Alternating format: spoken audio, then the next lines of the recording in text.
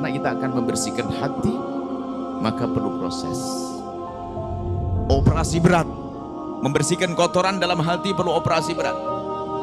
Ibu-ibu yang solehah, bukan Anda yang lain deh, lagi mengandung besar, mau melahirkan, cuman kata dokter, ibu gak bisa ngelahirin normal, harus pakai operasi sesar.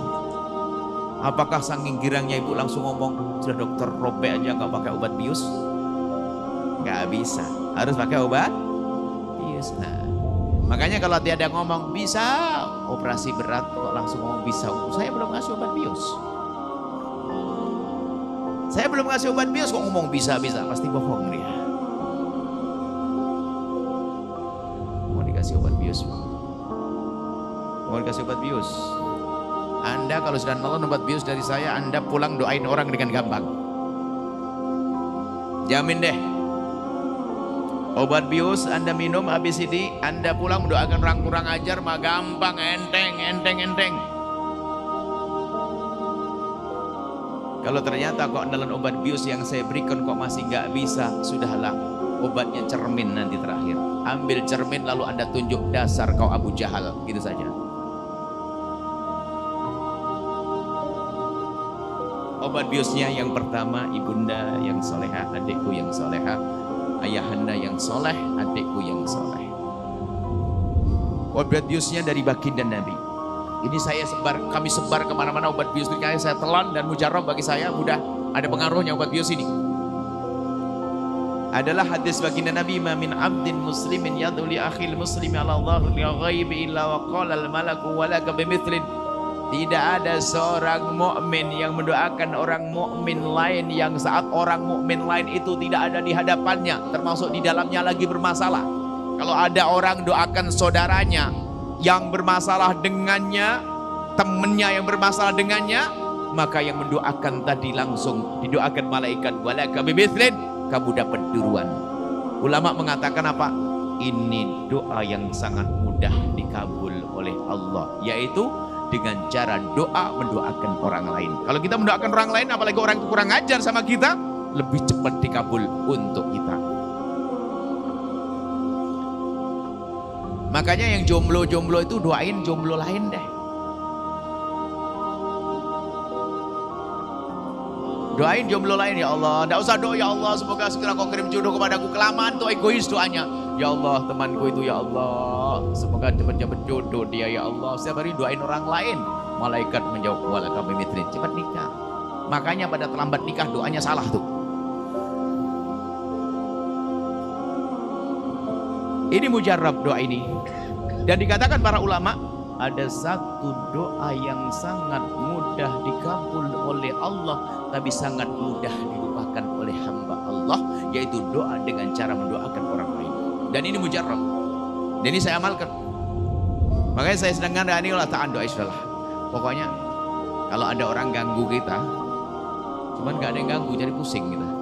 Kalau ada orang betul lagi ganggu kita, ini pulang, alhamdulillah ada yang kurang ajar sama saya ini. Awas, nanti malam ya.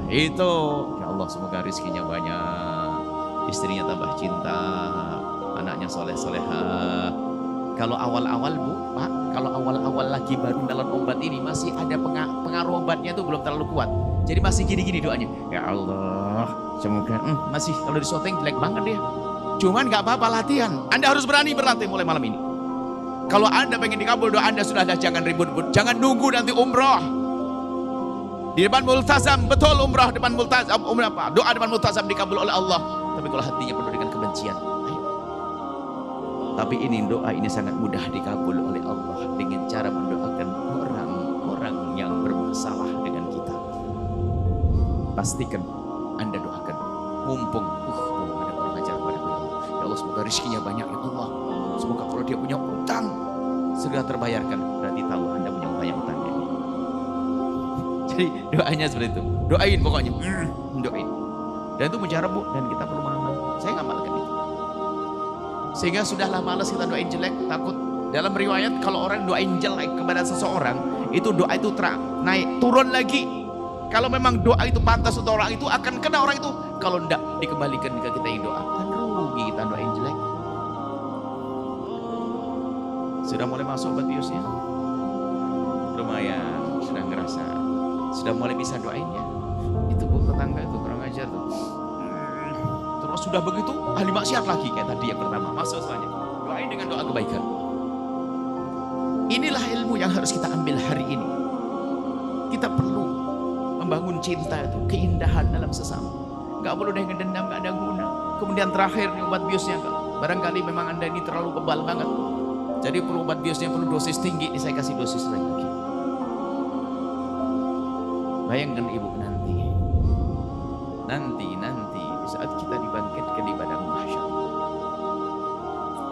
Ternyata di saat seperti itu ada yang menyeru, Allah menyeru langsung, dan yang mendengar adalah orang-orang khusus. Apa seruan Allah? Seruan Allah itu begini bunyinya dalam hadis qudsi, ainal mutahabbuna bi jalali. Mana orang yang waktu di dunia dulu hidup dengan cinta, nggak pakai benci-bencian deh. Kalau benci diperangi. Ainal mutahabbuna bi jalali. Mana orang yang hidup di dunia dengan cinta, al yawma udhilluhum yawma la dhilla illa dhilli. Sekarang akan aku beri perlindungan di saat tidak ada lagi perlindungan dan payung kecuali perlindungan dan payung dari Allah. Yang katanya padang mahsyar mengerikan dahsyat, ternyata bagi orang yang di dunia hidup dengan cinta akan terasa tidak menakutkan lagi, mendapatkan payung dari Allah. Kemudian setelah itu disuruh pergi ke telaga Nabi, kemudian meluncur ke surga laksana kilat. Sampai dikatakan ma bainadh dhuhri wal asri, seperti antara duhur dengan asar. Duhur dengan asar itu sambung sedikit bang. Sementara orang lain yang pendendam, membenci dan nunggu lama sampai ribuan tahun.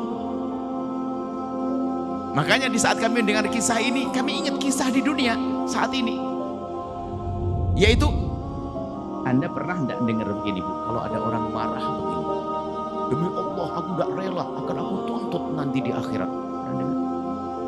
Wah serem banget orang itu. Batal jadi menantu. Serem bu, dendam begitu. Demi Allah kalau lagi marah, demi Allah aku tidak rela, aku tuntut nanti di akhirat. Dendam kok sampai gitu. Na'udzubillah, kalau memang ada di antara yang hadir pernah ngomong gitu, tobat. Hari ini selesai, jangan pakai ngomong gitu-gituan. Itu loh, bahkan kadang dendam itu dipiara. Kalau ada teman yang ngomong jelek gak enak, lalu hatinya sakit, di WhatsApp dikasih bintang biar nancep.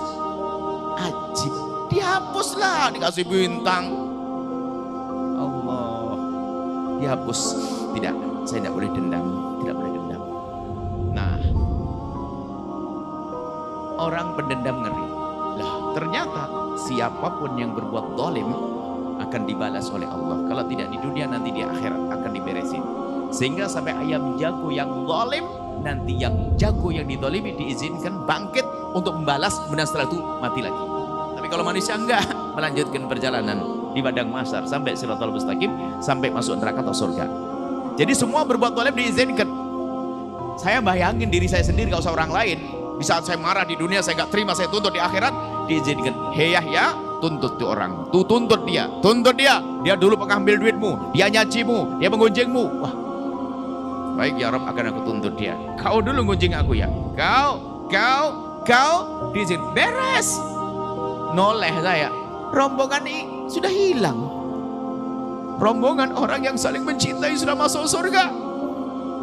Saya ribut ngurusi dendam saya. Setelah itu saya mikir, nggak mau ketinggalan di padang mahsyar mengerikan.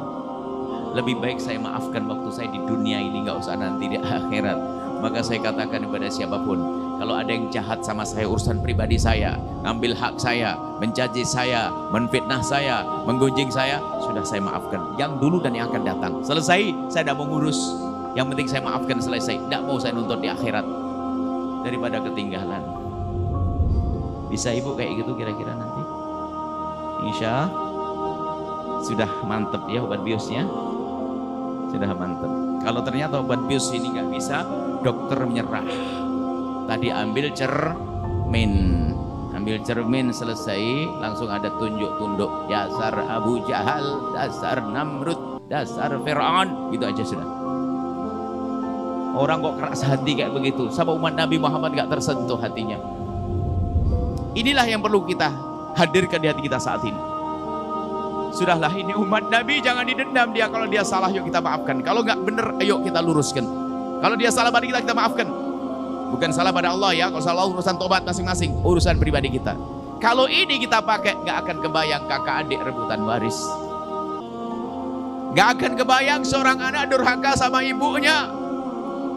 Nggak akan ada suami ongkang-ongkang, nggak cari duit, kerjaannya minta gaji istri. Nggak akan bayang. Gak akan kebayang seorang suami berani marah-marah mencaci istri yang melahirkan 6 anaknya.